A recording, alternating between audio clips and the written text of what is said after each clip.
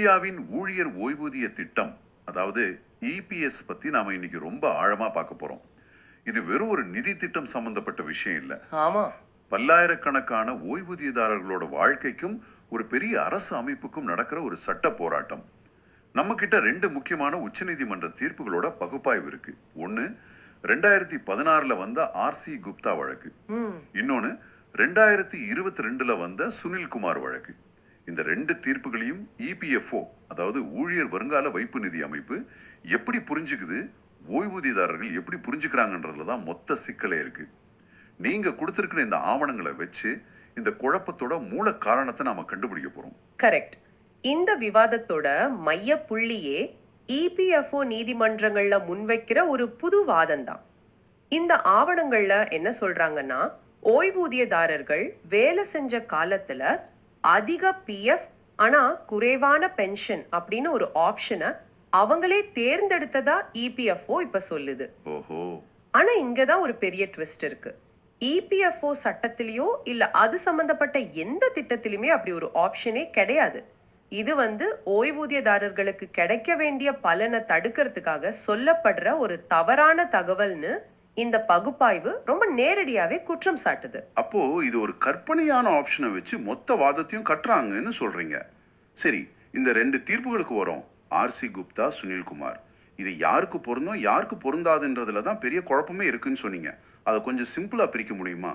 ஏன்னா செப்டம்பர் 1, 2014 தேதி திரும்ப திரும்ப வருது. நிச்சயமா அந்த தேதியை வச்சுதான் நாம இதை ரெண்டா பிரிக்கணும். ரொம்ப சிம்பிள். குரூப் செப்டம்பர் 1, 2014 முன்னாடியே ரிட்டையர் ஆனவங்க. சரி, இவங்களுக்கு ஆர்சி குப்தா தீர்ப்பு தான் பொருந்தும். அந்த தீர்ப்போட சாராம்சம், நீங்க அதிக பென்ஷன் ஆப்ஷனை தேர்ந்தெடுக்கிறதுக்கு எந்த காலக்கெடுவும் கிடையாதுங்கிறது தான். அது ஒரு திறந்த வாய்ப்பு.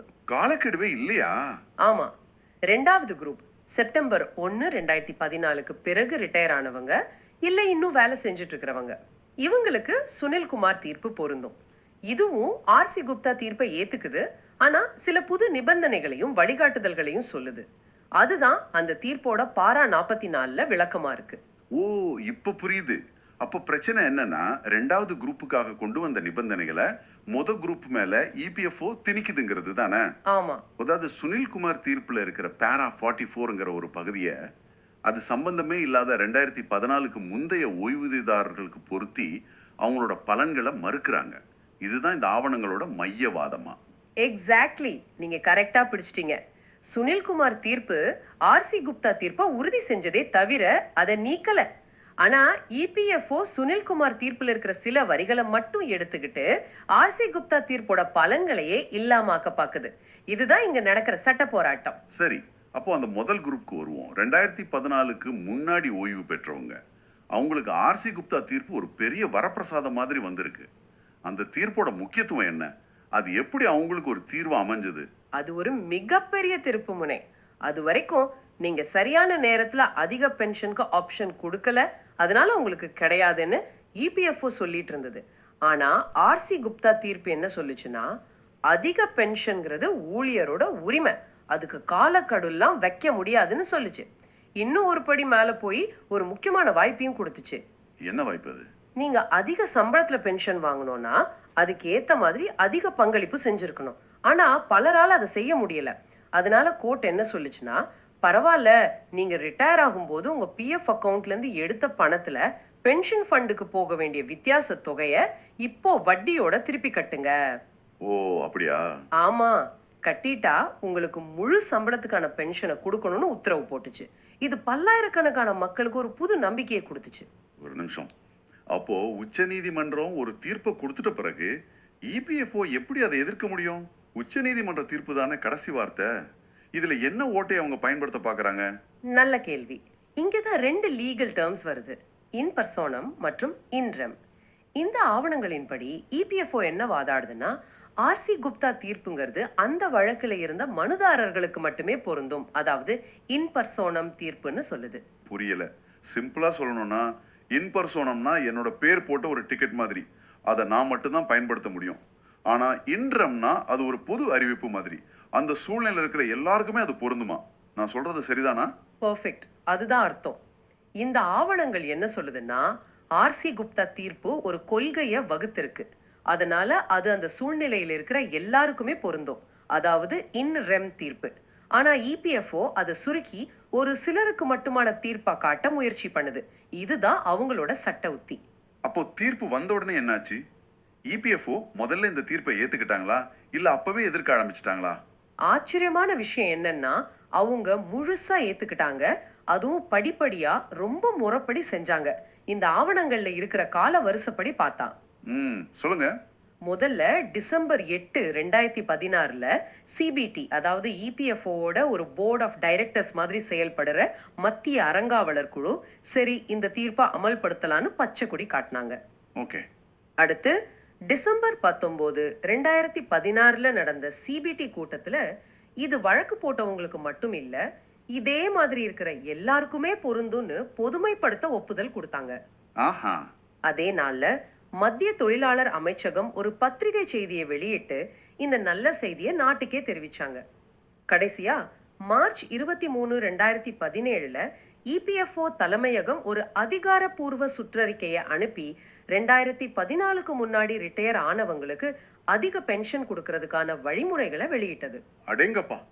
அப்போ இது வெறும் பேப்பர்ல இருந்த உத்தரவு இல்ல, நிஜமாவே அமல்படுத்தப்பட்டிருக்கு.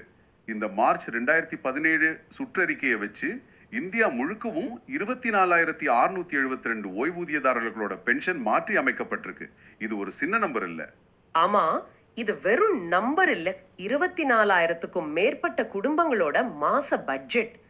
பல வருஷமா ஒரு தொகையை நம்பி வாழ்க்கையை திட்டமிட்டவங்களுக்கு திடீர்னு அவங்க பென்ஷன் உயர்த்தப்பட்டிருக்கு. பல பேர் கடந்த 12ல இருந்து 17 வருஷமா இந்த அதிக ஓய்வூதியத்தை வாங்கிட்டு வந்திருக்காங்க. அது அவங்க வாழ்க்கையோட ஒரு அங்கமா மாறிடுச்சு. இங்கதான் கதையில ஒரு பெரிய ட்விஸ்ட் வருதுன்னு நினைக்கிறேன். பல வருஷம் பென்ஷன் கொடுத்ததுக்கு அப்புறம் இபிஎஃப்ஓ பின் வாங்குறாங்களா? ஆமா, திடீர்னு யூ டர்ன் போட்டாங்க. மார்ச் 20 2021ல ஒரு புது சுற்றறிக்கை வருது. அதுல சுனில்குமார் வழக்கு உச்ச நீதிமன்றத்துல நிலுவையில இருக்கிறதால 2017ல நாங்க போட்ட உத்தரவை தற்காலிகமா நிறுத்தி வைக்கிறோம்னு சொல்றாங்க. தற்காலிகமா? ஆமா. அப்புறம் நவம்பர் 4 2022ல சுனில்குமார் தீர்ப்பு வந்ததும் ஜனவரி 2023ல இருந்து அந்த 24,672 பேரோட பென்ஷனையும் மறுபடியும் பழைய குறைஞ்ச தொகைக்கே மாத்திட்டாங்க. ஒரு நிமிஷம், இது ரொம்ப அநியாயமா இருக்கே. அதிக பென்ஷனுக்காக ஓய்வூதியதாரர்கள் அவங்க பிஎஃப் பணத்திலிருந்து வித்தியாச தொகையை வட்டியோட இபிஎஃப்ஓக்கு கட்டிட்டாங்க. அந்த பணத்தை இபிஎஃப்ஓ வச்சுக்கிட்டு பென்ஷனை மட்டும் குறைக்கிறது எந்த விதத்துல நியாயம்? அதுதான் இங்க இருக்கிற முக்கியமான சட்டம் மற்றும் தார்மீக கேள்வி. ஓய்வூதியதாரர்கள் கிட்ட இருந்து பணத்தை வாங்கிக்கிட்டு பலனை மட்டும் கொடுக்க மறுக்கிறாங்க. அந்த பணம் இன்னும் இபிஎஃப்ஓ கிட்ட தான் இருக்கு. சரி, இப்போ ஒரு சந்தேக பார்வையோட ஒரு கேள்வி கேட்கலாம். இந்த மக்கள்லாம் ஏன் வேலை செய்யும் போதே அதிக பென்ஷனுக்கும் ஆப்ஷன் கொடுக்கல? அப்பவே செஞ்சிருந்தா இந்த பிரச்சனையே வந்திருக்காதே. நியாயமான கேள்வி. ஆனா அதுக்கு காரணம் ஊழியர்கள் இல்ல, இபிஎஃப்ஓ போட்ட தடைகள் தான் அப்படின்னு இந்த ஆவணங்கள் சொல்லுது. டிசம்பர் 1 2004ல இபிஎஃப்ஓ ஒரு சுற்றறிக்கை அனுப்பி அதிக சம்பளத்துல பென்ஷன் பங்களிப்பு செய்யற வாய்ப்பையே நிறுத்திடுச்சு. வாய்ப்பையே நிறுத்திட்டாங்களா? ஆமா, சுவாரஸ்யமா இதை அவங்களே ஒத்துக்கிட்டு இருக்காங்க. இபிஎஃப்ஓட 2018 2019 கூட்ட குறிப்புகள்லயே சட்டத்துல இடம் இருந்தாலும் நாங்க எங்க நிர்வாக உத்தரவுகள் மூலமா அதிக சம்பளத்துல பங்களிப்பு செய்யறத தடுத்துட்டோம்னு பதிவு செஞ்சிருக்காங்க. அதனால ஊழியர்களால விருப்பம் தெரிவிக்கவே முடியல. அப்போ இபிஎஃப்ஓவே கதவை சாத்திட்டு நீங்க ஏன் உள்ள வரலன்னு கேக்குற மாதிரி இருக்கே. இந்த டாக்குமெண்ட்ல வைகேரியஸ் லைபிலிட்டி அப்படின்னு ஒரு சட்ட கோட்பாட்டை பத்தியும் சொல்லியிருக்கிறாங்க. அது என்ன? வைகேரியஸ் லைபிலிட்டினா பிரதிநிதித்துவ பொறுப்பு. அதாவது ஒரு நிறுவனம் அல்லது அதோட ஊழியர்கள் செய்யற தவறுக்கு அந்த நிறுவனம் தான் பொறுப்பேற்கணும். இந்த ஆவணத்தின்படி 2006லயே இபிஎஃப்ஓ ஒரு சுற்றறிக்கை வெளியிட்டு இருக்கு. 2006லயா? ஆமா. அதுல ஒருவேளை முதலாளி கிட்ட இருந்து எங்க அதிகாரிகள் தவறுதலா அதிக பங்களிப்பை வாங்கிட்டா கூட அதுக்குரிய பென்ஷன் பலனை கொடுக்க வேண்டியது இபிஎஃப்ஓட கடமைன்னு சொல்லியிருக்காங்க. அப்படியா? அப்போ ஒரு தடவை பணத்தை வாங்கிட்டா அப்புறம் பொறுப்பு இல்லைன்னு சொல்ல முடியாதுங்கிறது தான் அதோட அர்த்தம். ஒரு கடையில கேஷியர் தெரியாம ஒரு கிழிஞ்ச நோட்டை வாங்கிட்டா கடைக்கார தான் அதுக்கு பொறுப்பே தவிர கஸ்டமரை தேடி போய் கேட்க முடியாது. அது மாதிரி தானே இதுவும்? மிகச்சரியான உதாரணம். அதுதான் அந்த கோட்பாட்டோட அடிப்படை. ஓகே. அப்போ 2014க்கு முந்தைய ஓய்வூதியதாரர்களோட கதை இது. அவங்களுக்கு ஆர்சி குப்தா தீர்ப்பு சாதகமா இருந்து அதை இபிஎஃப்ஓ அமல்படுத்தி அப்புறம் பின்வாங்கிடுச்சு. இப்போ அந்த ரெண்டாவது குரூப்புக்கு வருவோம். சுனில்குமார் தீர்ப்பு வந்ததுக்கு அப்புறம் என்ன ஆச்சு? அந்த தீர்ப்போட உண்மையான நோக்கம் என்ன? சுனில்குமார் தீர்ப்போட நோக்கம் ரொம்ப குறிப்பிட்டது. 2014 ஓய்வூதிய திட்டத்துல கொண்டு வந்த ஒரு திருத்தம் சட்டப்படி செல்லுமா செல்லாதான்னு ஆராயறது தான் அதோட முதல் வேலை. சரி. அந்த திருத்தத்தால பாதிக்கப்பட்டவங்களுக்கு, அதாவது 2014க்கு பிறகான குரூப்புக்கு நிவாரணம் கொடுக்கறது தான் அதோட ரெண்டாவது வேலை. அந்த தீர்ப்புல யாருக்கெல்லாம் நிவாரணம் கிடைச்சது? முக்கியமா 2 பிரிவினருக்கு. ஒன்னு, விலக்கு அளிக்கப்பட்ட நிறுவனங்கள், அதாவது சொந்தமா பிஎஃப் ட்ரஸ்ட் வச்சிருக்கிற கம்பெனிகள்ல வேலை செஞ்சவங்க. ரெண்டாவது, அந்த 2014 திருத்தத்தால நேரடியா பாதிக்கப்பட்டவங்க. மிக முக்கியமா சுனில்குமார் தீர்ப்பு பல இடங்கள்ல நாங்கள் ஆர்சி குப்தா தீர்ப்பை முழுமையாக ஏற்றுக்கொள்கிறோம் அழுத்தமா பதிவு செஞ்சிருக்கு. அப்போ பிரச்சனை எங்க வருது? அந்த தீர்ப்போட பேரா 44ல கொடுக்கப்பட்டிருக்கிற வழிகாட்டுதல்களை இபிஎஃப்ஓ தவறா பயன்படுத்துறதுல தான் வருது. உதாரணத்துக்கு பேரா 44வின்னு ஒரு உட்பிரிவு இருக்கு.